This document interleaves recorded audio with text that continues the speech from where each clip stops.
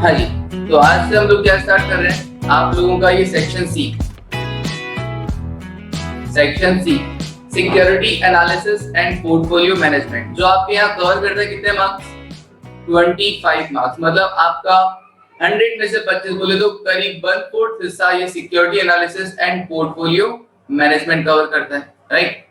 अब इसमें अपने को पढ़ना क्या क्या होगा, वैसे तो मेनली अपने को देखो प्रैक्टिकल क्वेश्चन से मतलब होता है। यहाँ पर जो दे रखा है एक बार हम देख लेते हैं कि हमको क्या क्या करना है, क्योंकि पूरा प्रैक्टिकल अप्रोच है इस चैप्टर का। ऐसी बात नहीं थ्योरी आती नहीं, बट हम लोग जहां तक होते हैं प्रैक्टिकल सॉल्व करते हैं। Security analysis and portfolio management including equity research, क्या क्या कह रहा है इसके अंदर। सबसे पहले क्या समझते हो आप लोग सिक्योरिटी से, आपके मन में क्या ख्याल आता है सिक्योरिटी का नाम सुनकर। सिक्योरिटी बोले तो शेयर्स, शेयर्स, सबसे पहले सर हमारे नाम यही आता है, शेयर्स और इक्विटी, बॉन्ड्स। बॉन्ड्स, डिबेंचर्स, हाँ जी, यस। तो ये सब सिक्योरिटीज ही हैं, शेयर्स, डिबेंचर्स, बॉन्ड, ये सब सिक्योरिटीज ही हैं, ठीक है ना। कंपनी ने पैसा लेने का एक जरिया बना रखा है, वो सारे के सारे क्या है, सिक्योरिटीज हैं और कुछ नहीं है। और उसके बाद आप सेकेंडरी मार्केट में उसको डील करते रहते हैं, ठीक है। अब चलिए आगे देखो। हाँ, तो सर अब हमको क्या करना है, अब हमको क्या करना है, इनको एनालिसिस करना है। अब हमको क्या करना है, इनका एनालिसिस करना है कि किसी सिक्योरिटी में आप इन्वेस्ट करें कि ना करें। अच्छा, अगर आपके पास दो सिक्योरिटीज है पास में कंपैरेटिवली कि कहाँ इन्वेस्ट करना है, तो उन दोनों को कंपेयर कैसे किया जाए, कहाँ पे रिटर्न ज्यादा मिल रहा है, कहाँ पे रिस्क कम मिल रहा है, ये सब अपने को जज करना होता है। तो सिक्योरिटी एनालिसिस में सबसे पहले इन्होंने कहा थ्योरी में कि देखो जी, एक तो होता है फंडामेंटल एनालिसिस और एक होता है टेक्निकल एनालिसिस। मेनली होता है एक फंडामेंटल एनालिसिस और दूसरा टेक्निकल एनालिसिस।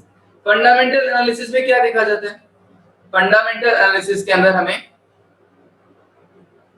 सर सबसे पहले तो जिस इकोनॉमी में अंदर आप इन्वेस्ट करने जा रहे हो, जैसे इंडिया के अंदर अगर आप इन्वेस्ट करने जा रहे हो तो इंडिया में चेक करो कि आप ग्रोइंग कंपनी है, कोई कंट्री है कि नहीं है। तो इंडिया में इन्वेस्ट करना बेटर है कि नहीं, आप फॉरेन किसी कंट्री के अंदर आप इन्वेस्ट करना चाहते हो तो वहां इन्वेस्ट करना बेटर है कि नहीं। ये ओवरऑल एनालिसिस हो गया। फिर आप यहाँ पर इस इकोनॉमी में वर्क करने वाली अलग अलग जो इंडस्ट्रीज है, अलग अलग जो सेक्टर है, उस सेक्टर में से चूज कीजिए आपको कौन से सेक्टर में काम करना है। सर हमको तो ना आईटी सेक्टर में इन्वेस्ट करना है, हमको बैंकिंग सेक्टर में इन्वेस्ट करना है, हमको एफएमसीजी सेक्टर में इन्वेस्ट करना है, नहीं नहीं हमको तो फार्मा सेक्टर में इन्वेस्ट करना है। तो देखो भैया कौन सी इंडस्ट्री तुमको इन फ्यूचर ज्यादा अच्छा पैसा दे सकती है, और उस इंडस्ट्रीज में भी तो बहुत सारी कंपनीज होती है, तो उन कंपनीज में भी आपको सेलेक्ट करना पड़ेगा कि कौन कौन सी कंपनी अपने को देखना होता है, कौन कौन सी अपनी कंपनी देखेंगे, किसमें अच्छा इन्वेस्ट करना, कौन अच्छा ज्यादा रिटर्न देगी। हाँ जी, तो श्रेयांश कह रहा है balance sheet, past record, new upcoming projects. हाँ जी, फंडामेंटल एनालिसिस के अंदर आप उसका पूरा बैकग्राउंड, आप उसका पोजीशन, फाइनेंशियल पोजीशन, आप उसका फाइनेंशियल इनकम वगैरह, इनकम स्टेटमेंट, पोजीशन स्टेटमेंट, ये सब आप देखते हैं। और टाइम टू टाइम उसका क्या ग्रोथ रहता है, उसका व्यू क्या है, वो अपने आप को कहाँ देखते हैं, विजन क्या है, ये सब चीज अपने को देखना होता है।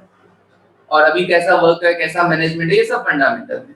तो सर टेक्निकल में क्या रहेगा, टेक्निकल एनालिसिस के अंदर क्या रहता है, प्राइस बिहेवियर देखा जाता है। टेक्निकल एनालिसिस में हम बोलेंगे जैसे प्राइस एक्शन, क्या कहेंगे, प्राइस एक्शन,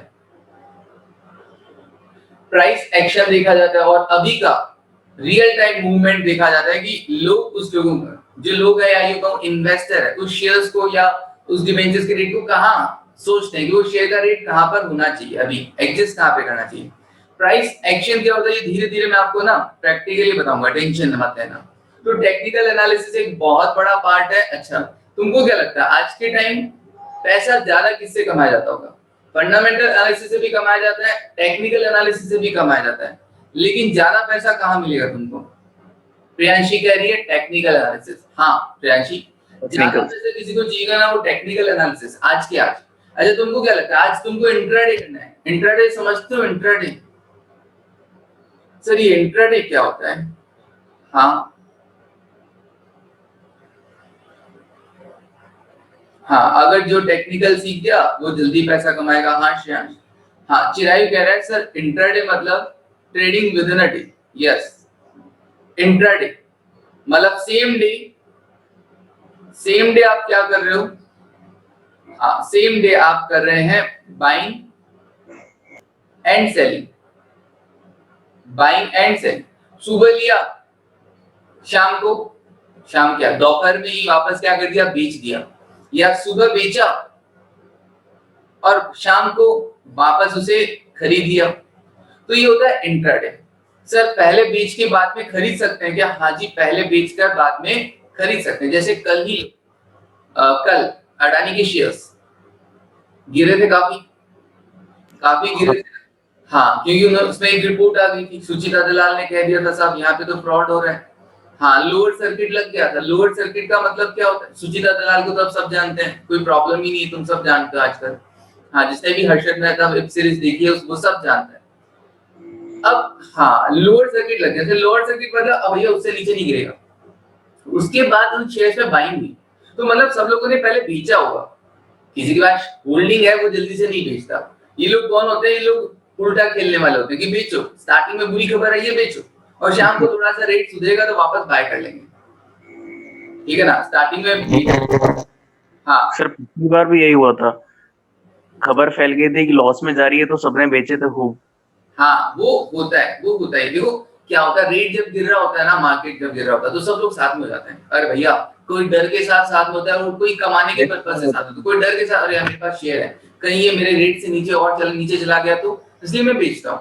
कोई इसलिए बेचता है कि उसको कमाना है, बेच के शाम को फिर कम रेट में खरीद लेगा, बेच के शाम को फिर कम रेट में वापस खरीद लेगा। तो हालांकि वो शेयर क्या हो गए थे, लोअर सर्किट लगे थे, उसमें उस काम नहीं हो सकता था, वो तो बहुत ही गिर गए थे, वो बहुत ही गिर गए थे। उसके बाद हाँ बाई का तो बनता ही नहीं था। आप सेल कब करोगे? आपको लग रहा है कि यार अभी 120 रुपए में कोई शेयर चल रहा है सुबह मॉर्निंग के अंदर, और आपको लग रहा है कि यार ये ड्यूरिंग द डे इसका रेट गिर जाएगा और शाम तक ये 115 पे मिल जाएगा, तो मैं क्या करूंगा, मॉर्निंग में इसको क्या कर दूंगा, सेल कर दूंगा, और 3:15 या 3:30 से पहले पहले इसको क्या कर लूंगा, 3:15 से पहले पहले। इंट्राडे के सौदे क्या होते हैं, जनरली पहले काट दिए जाते हैं, तो शाम के टाइम में इसको वापस क्या कर लूंगा, बाय कर लूंगा। इसे नाम दिया जाता है शॉर्ट सेल्स। आपके पास शेयर नहीं है फिर भी आप उसे बेच रहे हो, 120 में बेच के 115 में खरीद दिया, क्या आपको फायदा हुआ क्या? हाँ हाँ जी, हाँ सही है, यस, हमको फायदा हुआ सर। 120 में सुबह बेचा और शाम को हमने 112 में खरीद लिया।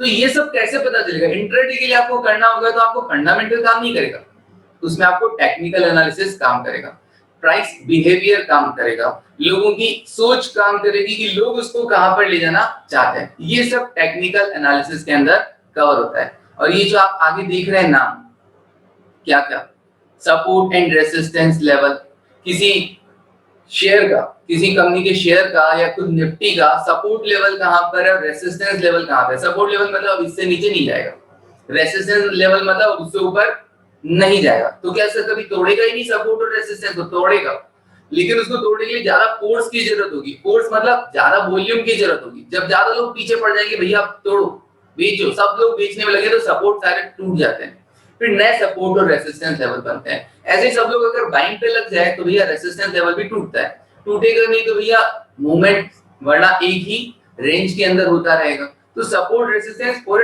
टाइमिंग होते हैं। फॉर टाइमिंग मतलब वो टेक्निकल एनालिसिस का पार्ट होता है, उससे आप इंट्राडे खेल सकते हो, ठीक है ना, इंट्राडे खेल सकते हो या फिर कुछ दिनों के लिए खेल सकते हो। ऐसे नहीं कि यार सपोर्ट रेसिस्टेंस के थ्रू आप है ना साल भर पैसा लगा दिए और सपोर्ट रेसिस्टेंस में काम करेगा ना, सपोर्ट रेसिस्टेंस जैसे काम नहीं करता। सपोर्ट रेसिस्टेंस जैसे क्या हुआ, देखो जैसे कोई शेयर है यूं जा रहा है, तुम इसे क्या कहोगे, ये शेयर बढ़ रहा है ना, यस, हाँ कंटिन्यूअसली बढ़ रहा है, इसे हम बोलेंगे अप ट्रेंड। लेकिन क्या कंटिन्यूअसली शेयर यूं बढ़ जाते हैं, यूं एक सीधी लाइन में? नहीं, ये अप ट्रेंड है, बट इसमें क्या होता है, हर थोड़े टाइम बाद बेचने वाले भी आ जाते हैं। बढ़ा फिर बेचने वाला है, फिर बढ़ा फिर बेचने वाला है, फिर बढ़ा फिर बेचने वाला है। लेकिन तुम एक चीज नोट करो, इसका सपोर्ट लेवल क्या डील किया जाएगा? जरूरी नहीं है कि सपोर्ट लेवल है ना हमेशा ऐसा सीधा लाइन, आड़ी लाइन, हॉरिजॉन्टल लाइन हो ना, ऐसे ये लाइन यूं भी हो सकता है, this is support level and this one is the resistance level. जब इसको तोड़कर अगर ये नीचे चला गया, समझो इस लेवल को, लाइन को तोड़कर अगर नीचे चला गया, दैट मींस सेल का टाइम आ गया। अब यहाँ पे सपोर्ट नहीं खाएगा। कुछ लोग पता है कमाई कैसे करते हैं, यहाँ पर आया, इस लेवल पर आया, अब इस लेवल पर आने के बाद लोगों को लगता है यार ये इसका सपोर्ट लेवल है, यहां से शेयर का रेट वापस बढ़ सकता है, ये सपोर्ट लेवल को नहीं तोड़ेगा। और लोग क्या करते हैं, कुछ कंफर्मेशन लेते हैं, यहां तक अगर शेयर का प्राइस सपोर्ट को टच करके अगर कैंडल्स ऊपर जाने लगे तो लोग क्या करने लगते हैं, यार ये है ना कंफर्मेशन मिल गया अपने को, यहाँ पर अब रेट बढ़ेगा, तो यहाँ पर लोग बाइंग करते हैं और यहाँ तक का काम, रेसिस्टेंस तक का वो लोग कमा लेते हैं, सपोर्ट से खरीद के रेसिस्टेंस तक का कमा लेते हैं। कुछ लोग उल्टा खेलते हैं, क्या रेसिस्टेंस पे बेचेंगे फ्यूचर और यहाँ पे यहाँ तक का जाके कमा लेंगे। तो इस तरीके से सपोर्ट और रेसिस्टेंस का गेम चलता है और ये होता है प्राइस एक्शन। मैं आपको पूरा जीरोधा पे पूरा अच्छे से बताऊंगा, टेंशन नहीं लेना। अभी सिर्फ यही चल रहा है, धीरे धीरे बढ़ेंगे। पहले बुकिश के अकॉर्डिंग पढ़ूंगा कि बुक के अकॉर्डिंग अपने को आंसर्स कैसे सॉल्व करना है, क्योंकि ये तो एंडलेस है, ये चीजें तो एंडलेस है, इसका तो कोई मतलब है नहीं, है ना।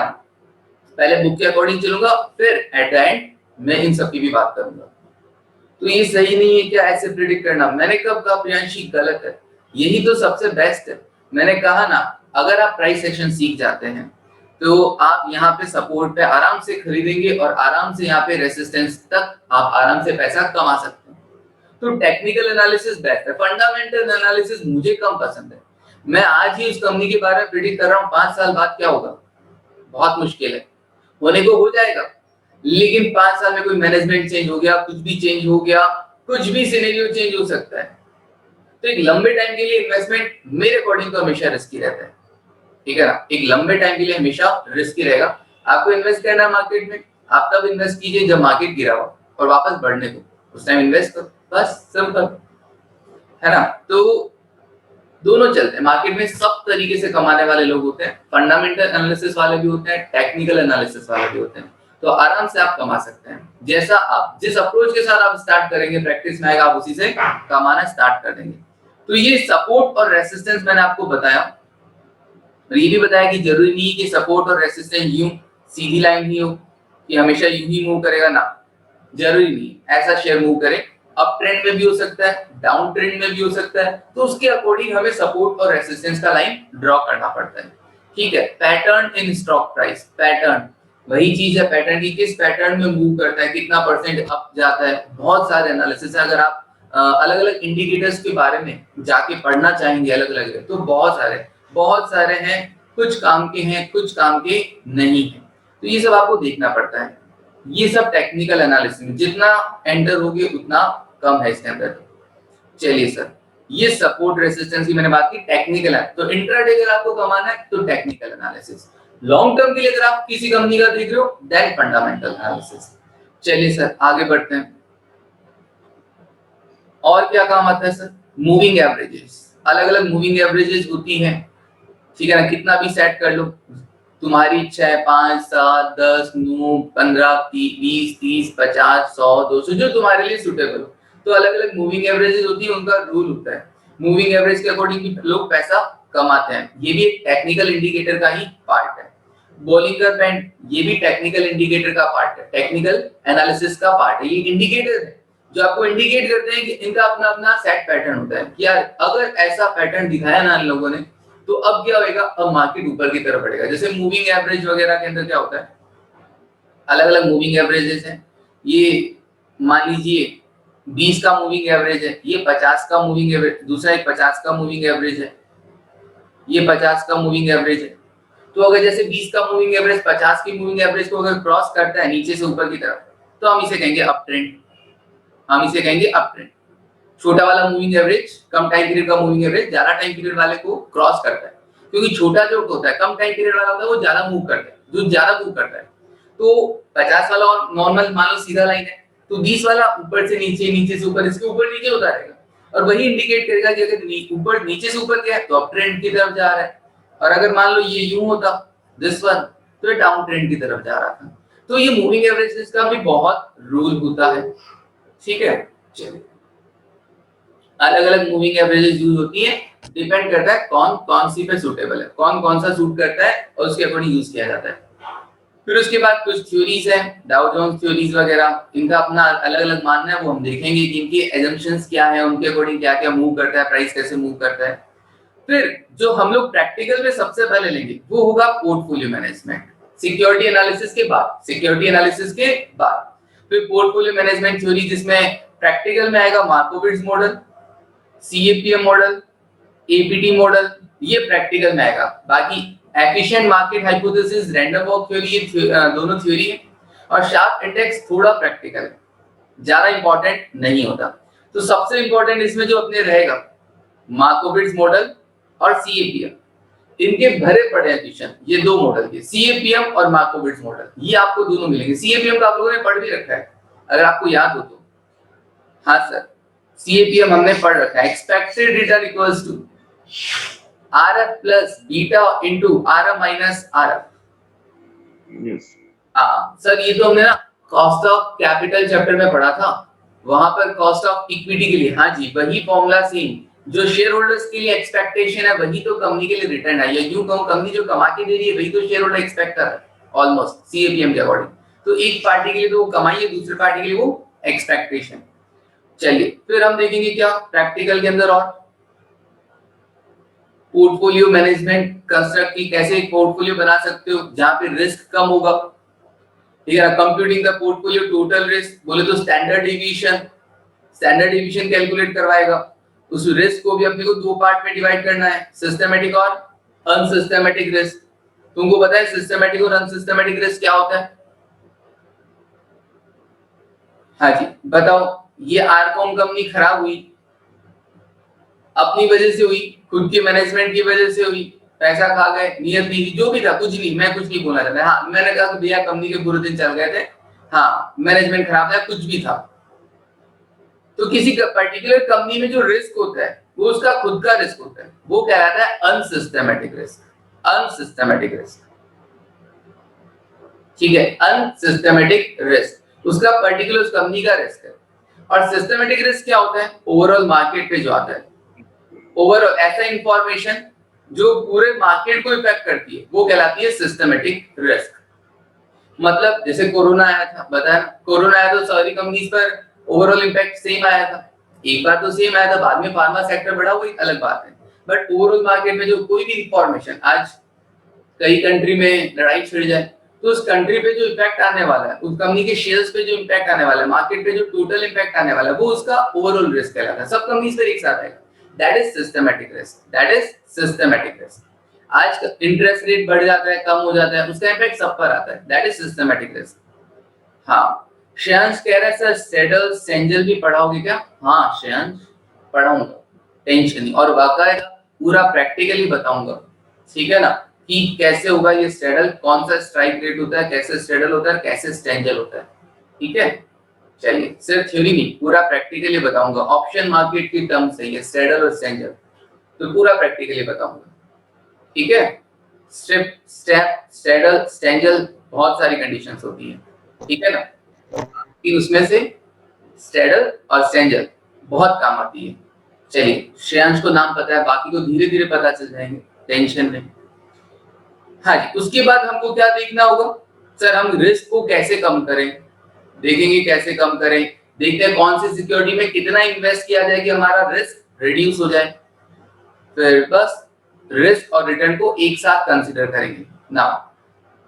फिर थ्योरेटिकल है capital market line, security market line, बहुत अच्छा क्वेश्चन बनता है डिफरेंस का, सिक्योरिटी मार्केट लाइन क्या होता है और कैपिटल मार्केट लाइन क्या होता है, देखेंगे बनता है अभी नहीं। Beta this one systematic risk को डिनोट करता है, किसको? सिस्टमैटिक रिस्क को डिनोट करता है। लीवर्ड और अनलीवर्ड बीटा, लीवर्ड मतलब ऐसी कंपनी जहां पर डेट यूज होता है वो लीवर्ड, और ऐसी कंपनी जहां पर सिर्फ इक्विटी होता है, डेट नहीं होता है, फिक्स पेमेंट नहीं होता, वो अनलीवर्ड, सिंपल। तो ये पूरा अपना चैप्टर रहने वाला है, ठीक है ना। जितनी ओवरव्यू के अंदर अपने थ्योरेटिकल बातें की है या इंडिकेटर्स की बातें की है, एग्जाम के क्वेश्चन उससे परे होते हैं, एग्जाम के क्वेश्चन उससे परे होते हैं, वो प्रैक्टिकल है। तो पहले मैं उन पे फोकस कर रहा हूं जिससे अपने नंबर सीखे हो, फिर आपका नॉलेज बढ़ाने के लिए हम इन सब चीजों पर आएंगे कि यार ये सब चीजें होती क्या आखिर। चलिए करें शुरू। चलिए सर, ये तो हुआ एक ओवरव्यू, बाकी धीरे धीरे हम बात करते रहेंगे।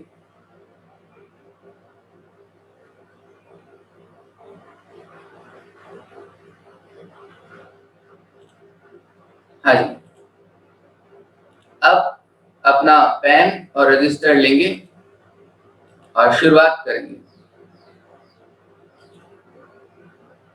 Security analysis and portfolio management.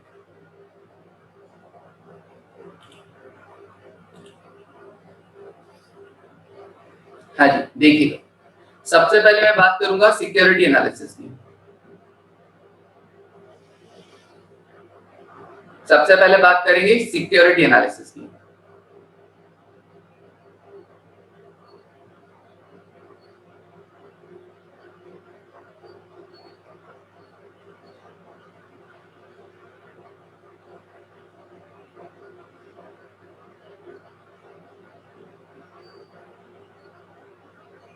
जिसमें हम दो चीजें पता करेंगे, रिटर्न के बारे में, किसी सिक्योरिटी का रिटर्न की क्वेश्चंस कैसे आएंगे और किसी कंपनी सिक्योरिटी के रिस्क बेसिस पर क्वेश्चन कैसे आएंगे। Security analysis, return and risk. चलिए देखते हैं।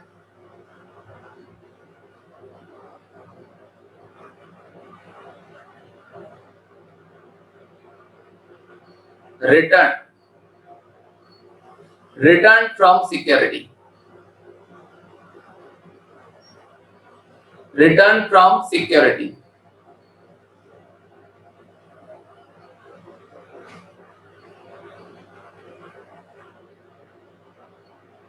रिटर्न फ्रॉम सिक्योरिटी,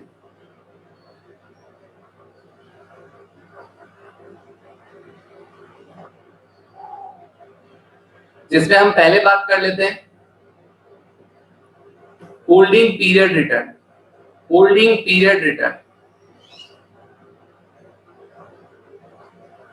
किसी सिक्योरिटी को आपने कितने टाइम के लिए होल्ड किया और उस टाइम पीरियड में आपने क्या कमाया। Holding period return, HPR, holding period return, HPR।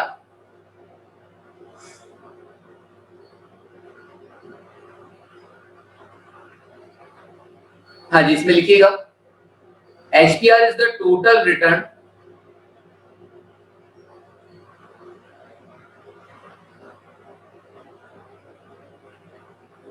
HPR is the total return received from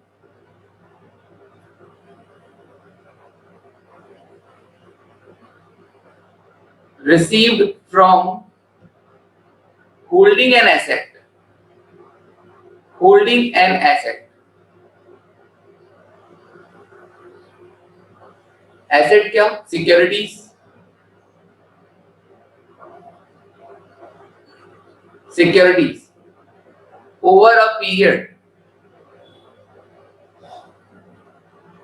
over a period of time, over a period of time, generally expressed as a percentage, generally expressed as percentage। Answer किसमें show होगा? Obviously return है तो percentage में show होगा, as percentage.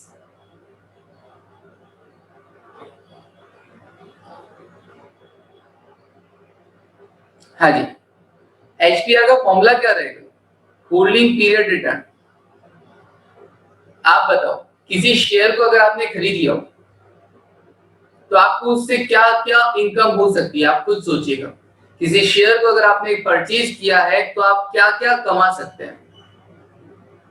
आपने उसे 5 साल के लिए रख रखा है, मैसेज करके बताओ आप क्या क्या कमा सकते हैं। 5 साल के लिए किसी शेयर को आपने रखा, हाँ, आप उससे क्या क्या कमा लेंगे।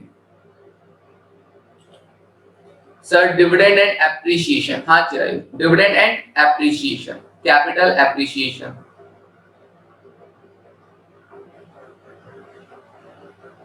ओके, तो देखो, किसी शेयर को रखा तो सालाना मुझे डिविडेंड भी मिलेगा या ड्यूरिंग द ईयर भी मिल सकता है और शेयर का प्राइस भी मेरा इंक्रीज हो सकता है, बोनस भी मिल सकता है सर, राइट भी मिल सकता है, उन सब की बातें बाद में। बोनस के अंदर अपने को पैसा नहीं देना पड़ता, राइट होगा तो एक अलग से पैसा देना पड़ता है। अभी मैं सिर्फ इसकी बात कर रहा हूँ, इनकम और कैपिटल एप्रिसिएशन, जो हमारे क्वेश्चंस में आते हैं बेसिकली। तो एचपीआर का होल्डिंग पीरियड रिटर्न का फॉर्मूला क्या होगा? सर हमको डिविडेंड मिलेगा तो उसको मैंने नाम दिया इनकम, क्योंकि अगर हमने डिवेंचर्स वगैरह बॉन्ड वगैरह के अंदर इन्वेस्ट कर रखा है तो सर हमको इंटरेस्ट मिलता है, तो डिविडेंड और इंटरेस्ट दोनों इनकम है तो इनकम नाम लिया, plus end of period value, end of period value 5 साल के लिए होल्ड किया तो 5 साल के बाद उसका प्राइस क्या है, minus initial value, minus initial value. आज तुम लोगों ने कितना इन्वेस्ट किया उस पे, divided by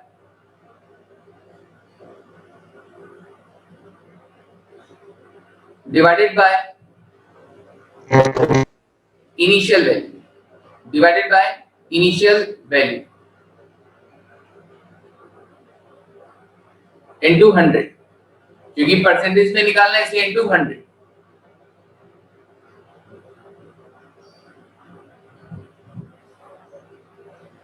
okay, income plus end of period value minus initial value divide by initial value. आप पता है जैसे शेयर्स का अगर के आप कैलकुलेट करने जा रहे हो रिटर्न, तो शेयर्स का आपको डिविडेंड मिलता है तो आप डिविडेंड के लिए डी डिनोट कर सकते हैं। आपने इंटर में भी किया होगा डी डिनोट डिविडेंड के लिए, काफी बार डिविडेंड पॉलिसी चैप्टर में। एंड ऑफ पीरियड वैल्यू के लिए आप P1 डिनोट कर सकते हैं, P0 डिनोट कर सकते हैं। मान लीजिए 1 साल का, ये लिखना नहीं है, मैं सिर्फ बता रहा हूँ कि कैसे डिनोट हो सकता है। Divide by initial value P0, तो कैसे भी डिनोट करें कोई दिक्कत नहीं है। चलिए, तो D1 एक्सपेक्टेड, तुम सबको ये पता है ना D1 वगैरह क्या होता है? क्या मैं ये क्लियर? Yes sir. हाँ यस सर। कोई किसी को नहीं पता हो तो मुझे बता देना। D1 is the expected dividend at the end of the year 1. D2 is the expected dividend at the end of year 2. D3 is the expected dividend at the end of year 3. मैं मान रहा हूँ कि तुमको ये सब आता होगा, कुछ याद नहीं है। ओहो, अच्छा डिनोट किया हुआ भी याद नहीं कर श्रेयांश। D1, D2, D3 कोई बात नहीं, मैं जहां जहां जरूरत होगी वहां सब बताऊंगा, टेंशन नहीं। D5 expected dividend at the end of the year 1, ये छोटी छोटी चीजें काम आती जाएगी, वैसे वैसे मैं बताता चलूंगा। डन। अच्छा अभी बताया P1 क्या होगा श्रेयांश? P1 क्या होगा? हाँ P1 क्या होगा सर? P1 इज द, बोलो Shreyansh, price, expected price at the end of year 1। 1 मतलब at the end of year 1, 2 मतलब at the end of year 2, 3 मतलब at the end of year 3, D4 dividend, P4 price. Simple, बड़ा ही आसान होता है ना, बड़ा आसान होता है। चलिए P0 करंट ईयर की, हाँ 04 करंट ईयर अभी के अभी। हाँ चलिए अब देख सर, ये हमने होल्डिंग पीरियड रिटर्न देखा, इसके क्वेश्चन करेंगे।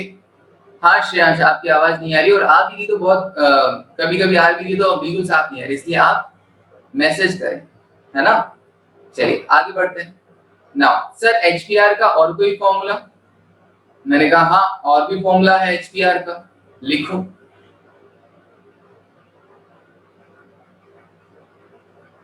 क्या sir? 1 plus R1 into 1 plus R2 into 1 plus R3, और ऐसे चलता रहेगा चलता रहेगा चलता रहेगा। कब तक सर? ऐसा कब तक चलाएंगे? जब तक क्वेश्चन में डेटा, कितने साल के लिए? जब तक हाँ क्वेश्चन में डेटा दिए हुए रहेंगे। सिंपल, -1 -1 और इंटू 100 करना हो तो इंटू 100 कर देंगे बाद में परसेंटेज।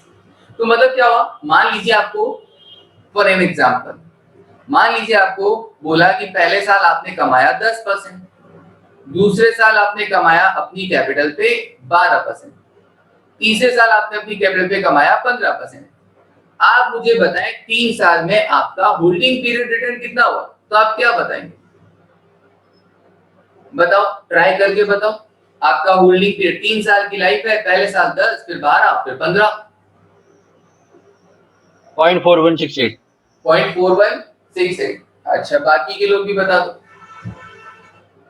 0.4168 मैसेज कर दो फटाफट से।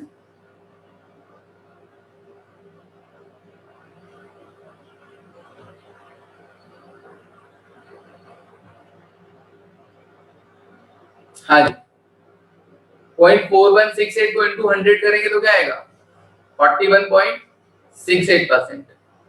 हाँ 0.4168 दैट इज 41.68 परसेंटेज।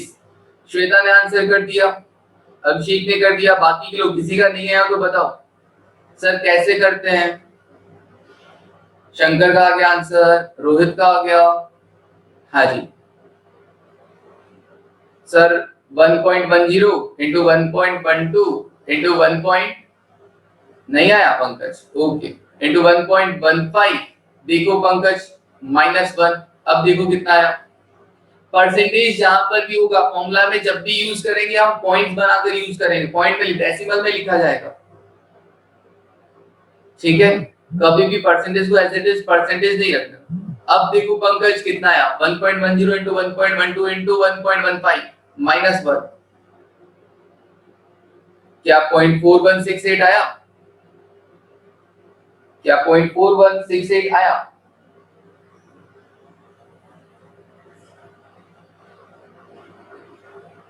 यस आया। अब आप इसको ऐसे भी कर सकते थे, पता है ये तो फॉर्मूला था। अगर मैं दिमाग रखूं मेरे को कोई फॉर्मूला वॉर्मूला नहीं आता है तो आम आदमी क्या करता है, मैंने 100 रुपए लगाए या 1 रुपया लगाया कुछ भी मान लो, प्लस 10% पहले साल, प्लस 12% दूसरे साल, प्लस 15% तीसरे साल। देखो कितना बन गया ये मेरा बन गया 141 रुपए 68 पैसे, जिसमें से 100 रुपए तो मेरा इन्वेस्टमेंट ही था। तो 100 रुपए अगर मेरा इन्वेस्टमेंट था उसे मैं हटा दूं तो मेरा रिटर्न कितना बचेगा 100 पे 41.68, और 100 पे 41.68 मतलब 41.68%। सिंपल, समझ में आया? इस तरीके से कैलकुलेटर से भी किया जा सकता है जल्दी करने के लिए। हाँ बट हमको अगर प्रेजेंटेशन करना हो तो ये फॉर्मूला, प्रेजेंटेशन करना हो तो ये फॉर्मूला, अदरवाइज कैलकुलेटर से भी यूं डायरेक्ट किया जा सकता है। हाँ समझ में आया तो यस बोलने का फटाफट, और किसी को नहीं आया तो पूछ लेने का, मैं बता दूंगा। डन, चलिए सर यहां तक तो क्लियर है कि प्लस परसेंटेज लेकर चलो, चाहे multiply 1.1 plus R into 1 plus R into 1 plus R into 1 plus R. अच्छा एक बात बताओ, मान लो ये जो रेट थी वो सेम होती, मान लो ये जो रेट थी वो सेम होती 10 10 10, तो क्या करते तुम? क्या और कोई शॉर्ट तरीका है? सर एक, हाँ एक तरीका तो ये है सर कि 1.1 इंटू 1.1 इंटू 1.1 -1। मैंने कहा सबको ऐसे करना है, इसका मतलब ऐसे भी तो कर सकते हैं कि 1.10 टू द पावर 3 -1। इसको ऐसे भी तो किया जा सकता है 1.10 टू द पावर 3 -1, क्योंकि सेम था। हाँ जी, हाँ शंकर 1.10 टू द पावर 3 -1, तो वो डिपेंड करेगा सिचुएशन टू सिचुएशन, अपन उसको चेंज कर लेंगे। चलिए अभी मैं इसको सारे को हटा देता हूं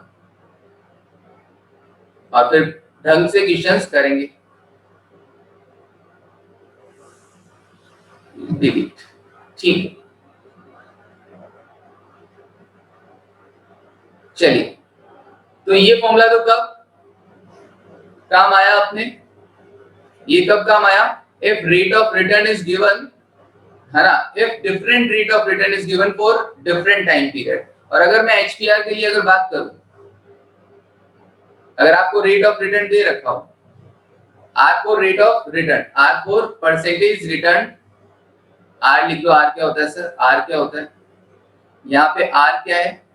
are is the percentage rate of return, simple percentage rate of return for different time period, for different time period.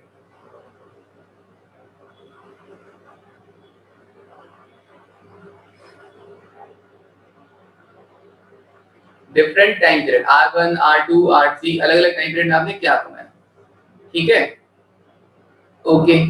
उसके बाद HBR का और कोई formula sir? 1 plus R to the power n -1, ये लिख लो। कब? if same percentage rate of return, if same percentage return is earned in different time period, अलग अलग टाइम पीरियड में आपने अगर सेम कमाया, पहले 6 महीने, फिर 6 महीने, फिर 6 महीने, ऐसे करके हर बार सेम रिटर्न आपके पास आता है, फिक्स रिटर्न, तो आप ये शॉर्ट तरीका भी फॉलो कर सकते हैं। हाँ, लेकिन जिस भी टाइम पीरियड के लिए रिटर्न लिया जाएगा वो सेम रहेगा। कैसा? 1 साल के लिए ले रहे हो तो ये सारे रिटर्न 1 साल के लिए होने चाहिए। अगर 6 महीने के लिए ले रहे हो तो ये सारे रिटर्न 6 महीने के लिए होने चाहिए। अगर 3 महीने के लिए ले रहे हो तो ये सारे रिटर्न जो आपने कमाए थे होने चाहिए वो सब 3 महीने के लिए होने चाहिए। ठीक है, चलिए सर आगे बढ़ते हैं। होल्डिंग पीरियड रिटर्न के बाद एनुअलाइज्ड रिटर्न, एनुअलाइज्ड रिटर्न,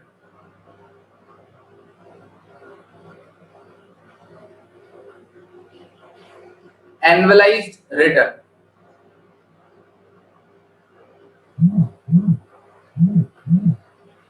हाँ जी, आपने साल भर में, 1 साल में कितना कमाया? मान लीजिए कोई कहे कि देखो जी आपका ना इनिशियल वैल्यू मैंने ना किसी कंपनी में इन्फोसिस में लगा दिया था, मैंने ना इन्फोसिस में 10,000 रुपए लगाए थे, मैंने देखा आफ्टर 5 इयर्स मैंने जब अपने शेयर बेचे तो मेरे को जो सेल वैल्यू मिला, वो सेल वैल्यू मिला मुझे, मान लीजिए 10,000 का वो बन गया मेरा 18,000 रुपए। 10,000 का मेरा बन गया इनिशियल वैल्यू का सेल वैल्यू 18,000 रुपए। तो कोई तुमसे पूछे बताओ, तुमने चलो ठीक है, तुम्हारा होल्डिंग पीरियड रिटर्न क्या होगा? तुम्हारा होल्डिंग पीरियड रिटर्न क्या होगा? तो तुम कहोगे होल्डिंग पीरियड रिटर्न तो ऐसा है कि 18,000 माइनस 10,000 डिवाइडेड बाय क्या? 5 साल में कमाया सर। 8,000 डिवाइड बाय 5 इंटू 100, देखो कितना आता है। 8,000 डिवाइड बाय 5 इंटू 100, देखो कितना आ रहा है। 8,000 रुपए कमाए, सॉरी 5 नहीं, सॉरी, हाँ 8,000 डिवाइडेड बाय 10,000, 8,000 डिवाइडेड बाय 10,000, हाँ जी 5 नहीं, डेप्रिसिएशन थोड़ी ना लगाना है। 18,000 माइनस 10,000 डिवाइड बाय 10,000, 10,000 रुपए लगा के मैंने 8,000 रुपए कमाए, कितना परसेंट बताओ? 800 800%। 10,000 लगा के 8,000 कमाए तो 800% हो गया या 80% हुआ? सर 80 गलती हुई। हाँ कोई बात नहीं, 80% सर, 80%। चलिए हाँ जी 80%।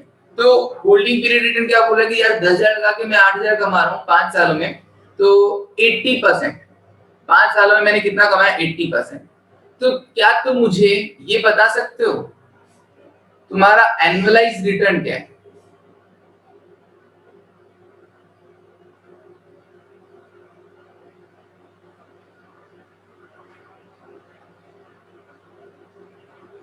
CAGR, compounded annual growth rate, compounded annual growth rate, CAGR ना compounded annual growth rate. Priyanshi 16 तो तुमने क्या कर दिया? सिंपल एवरेज कर दिया, देखा जाए तो कि 16 16 16, लेकिन तुम्हारा पैसा कमाया वहां पे फिर कमाया जाता है, फिर कमाया जाता है, फिर उस पे जो कमाया उसको भी इन्वेस्ट करके फिर कमाया जाता है, that is CAGR, annual annualised return. लगाओ दिमाग, एनुअलाइज्ड रिटर्न क्या तुम्हारा 16% रहा? हाँ कंपाउंडिंग इंटरेस्ट वाला, लगाओ दिमाग। एनुअलाइज्ड रिटर्न बताऊंगा, फॉर्मूला भी बताऊंगा अभी साइड बाय साइड, पहले ये बताओ।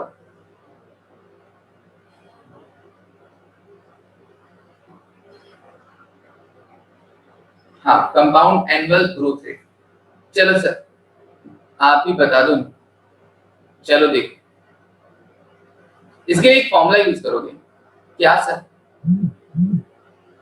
1 plus HPR to the power 1 by n minus 1, 1 plus HPR to the power 1 by n minus 1। अभी लिखवाऊंगा तुमको 1 plus HPR to the power 1 by n minus 1। अब तुम लोग कैलकुलेट करके बताओ कि अगर तुम कमा रहे हो 80%, होल्डिंग पीरियड रिटर्न है तुम्हारा 80%, कितने सालों का सर? 5 सालों का। तो 1 साल का कितना होगा? सालाना कितना कमाया तुमने वो बताना है। और -1, ये -1 पता है कौन सा वाला लेस किया? ये जो प्रिंसिपल अमाउंट्स पे हम जो रिटर्न कैलकुलेट करते हैं, माइनस प्रिंसिपल वापस कर दीजिए, सिर्फ रिटर्न बच जाएगा। प्रिंसिपल अमाउंट 1 रुपए था, उसको वापस लास्ट में -1 कर देते हैं ताकि सिर्फ रिटर्न का कैलकुलेशन किया जा सके। चलो सॉल्व करके बताओ कितना आएगा। अब सॉल्व करके बताओ। कोई ऐसा है जो सर मैं सॉल्व नहीं कर सकता, मुझे लिख दे। सर मैं सॉल्व नहीं कर सकता इसको। 1.80 टू द पावर 1/5 मुझे नहीं आता सॉल्व करना, तो मुझे बता सकता है कि सर मुझे तो नहीं आता।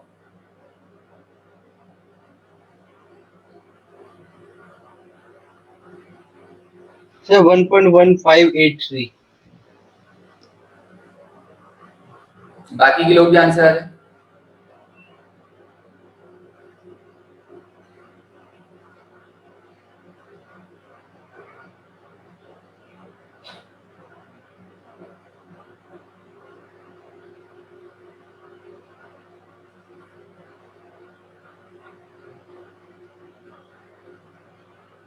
कितना आया? सर बता दो एक बार कैलकुलेशन। ओके संयम, सुनो, कभी भी ऐसा पावर, हाँ शंकर करेक्ट आंसर, कभी भी ऐसा पावर प्रॉब्लम हो, ठीक है ना, कि भैया हमको इस तरीके का पावर सॉल्यूशन नहीं आता, इस तरह का कैसे सॉल्व करें सर, तो देखो सर ये जो मतलब इतने फॉर्मूले में 1 मतलब 1/5 -1 है, वो 1 वो पूरा है क्या? वो फ्रैक्शन में ये 1? नहीं, वो -1 अलग से है बेटा, उसका रोल नहीं है, ये अलग है, ये अलग है, ठीक है। ओ सर इसलिए गलत हो गया मेरा। हाँ कोई बात नहीं। चलो 5 स्टेप्स कैसे करोगे, तभी तो मैंने बोला ये 1 कौन सा हटा है, वो प्रिंसिपल अमाउंट वाला हटा है, तो n में से कैसे लेस हो सकता है ना, -1 टोटल लास्ट में लेस होगा। अब देखो 5 स्टेप संयम, देखो कैसे होंगी 5 स्टेप। सबसे पहले आपको क्या करना होगा संयम, अपने कैलकुलेटर पे जैसे जैसे मैं बोल रहा हूँ, बाकी के लोग भी जिसको नहीं आता वो लिखें। सबसे पहले अपने कैलकुलेटर पे ये वैल्यू लिख दीजिए 1.80, जिसके रिगार्डिंग आपको सॉल्व करना है 1.80। ओके अक्षत श्रेयांश, फिर 1.80 लिखने के बाद आपको क्या करना होगा, यहाँ पर 12 टाइम्स अंडर रूट का बटन प्रेस करना होगा। हाँ ईश्वर, 12 टाइम्स अंडर रूट का बटन, सर ये फिक्स है क्या? हाँ ये फिक्स है, 12 टाइम्स अंडर रूट का बटन प्रेस करना है आपको। फिर उसके बाद आपको क्या करना है, फिर आपको जो भी वैल्यू आ रहा है 1.0000 समथिंग, उसमें से आपको 1 अच्छा नहीं लग रहा, तो -1 इक्वल्स टू, जो जो प्रेस करने को बोले केवल वही प्रेस करने को। फिर multiplied by power, multiplied by power, तो मल्टीप्लाई का बटन प्रेस करना, एंड पावर, पावर कितना है 1/5, तो multiplied by 1 divided by 5 equals to, multiplied by 1 divided by 5 equals to. अब इसका रोल, तो ये पावर है तो मल्टीप्लाई किससे करना 1/5, तो multiplied by 1 divided by 5 equals to. अब तुमको उस 1 की वापस याद आ रही है, +1 इक्वल्स टू, नहीं वो डिवाइड करने वाला मत समझो, ठीक है ना, सिर्फ ये वाला ही समझो अक्षर, ठीक है। वो माइनस में जब होता है ना तो हम आप डिवाइड कर देते हो, और आप अगर मल्टीप्लाइड बाय 1 ना करके डायरेक्ट डिवाइड बाय 5 करते हो तो डायरेक्ट डिवाइड बाय 5 कर सकते हो। एक बात बताओ, अगर मैं मल्टीप्लाइड बाय पावर करता हूं तो मैंने क्या बोला, मल्टीप्लाइड बाय 1 डिवाइड बाय 5, तो मल्टीप्लाइड बाय 1 का तो कोई रोल ही नहीं है ना, किसी भी अमाउंट को अगर मल्टीप्लाइड बाय 1 करोगे तो वही रहेगा। इसलिए तुमको जिसने भी सिखाया उन्होंने क्या किया होगा, डिवाइड बाय 5 डायरेक्ट करवा दिया होगा, है ना, तो इसलिए तुम्हारे दिमाग में वो सेट हो गया। लेकिन एक बात बताओ, अगर पावर में 2/5 हो तो क्या करोगे फिर अगर डिवाइड बाय 5 डायरेक्ट कर दिया तो गलत हो जाएगा, या डिवाइड बाय 2/5 कर दिया तो गलत हो जाएगा, तो मल्टीप्लाइड बाय 2 डिवाइड बाय 5 करना होगा, ठीक है अक्षय उस केस में। तो इसलिए ये प्रोसेस दिमाग में रखो, तो मल्टीप्लाइड बाय पावर करना है, ठीक है, okay, equals to, then plus, रुको तुम्हारे चक्कर में मैंने यहाँ पे 1 नहीं लिखा, सब बच्चों ने गड़बड़ कर दिया होगा, हाँ +1 इक्वल्स टू, +1 इक्वल्स टू, उस 1 की याद आ रही है तो +1 इक्वल्स टू, और उसके बाद मल्टीप्लाई इक्वल का कॉम्बिनेशन 12 बार, multiply equal multiply equal multiply equal multiply equal multiply equal multiply equal multiply equal 12 times करना है ऐसा। अब चेक करो कितना आंसर आ रहा है,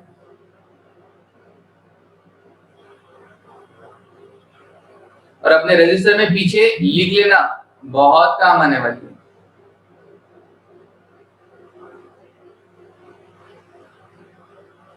1.12475, yes, 1.12475 एंड आगे भी जो भी है -1 दैट इज 0.12475 और यूं कहूं 12 पॉइंट, अगर परसेंटेज में कन्वर्ट करना हो तो मेरा एनुअलाइज्ड रिटर्न कितना रहा 12.475%, ये रहा मेरा एनुअलाइज्ड रिटर्न। तो इस तरीके से मैं कैलकुलेट करूंगा। वो 5 स्टेप आप अपने रेज्यूमे में पीछे लिख लो। एग्जांपल लिखना है कैसा नहीं, एग्जांपल मैं अच्छे से लिखवाऊंगा, टेंशन ये तो सिर्फ सिखाने के लिए बताया। अब तुमको क्रॉस कंफर्म करना है, क्रॉस कंफर्म। अब देखो प्रियांशी, तुमने कहा था उस टाइम 16% ऑन एन एवरेज, और एक्चुअली क्या हो रहा है, अपन सिर्फ कमा रहे कितना सालाना से 12.475%। ये किस वजह से, ये कंपाउंडिंग इफेक्ट है कि सालाना 12% कमाओगे ना अगर, तो भी 5 साल बाद वो 80% जैसा लगेगा। 12.5% कमाया लेकिन 5 साल बाद वो 12.5 into 5 नहीं, उससे ज्यादा बन जाएगा, 80% बन जाएगा। ये होता है कंपाउंडिंग इफेक्ट, ये होता है कंपाउंडिंग, और हर इंसान को अपना पैसा कंपाउंडिंग जरूर करना चाहिए।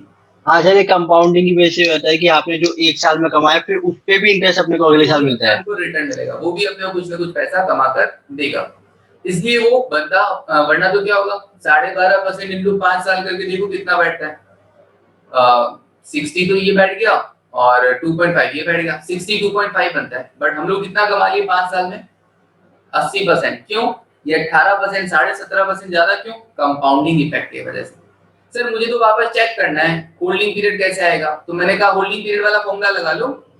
होल्डिंग पीरियड वाला फॉर्मूला क्या था, 1 + r to the power n - 1।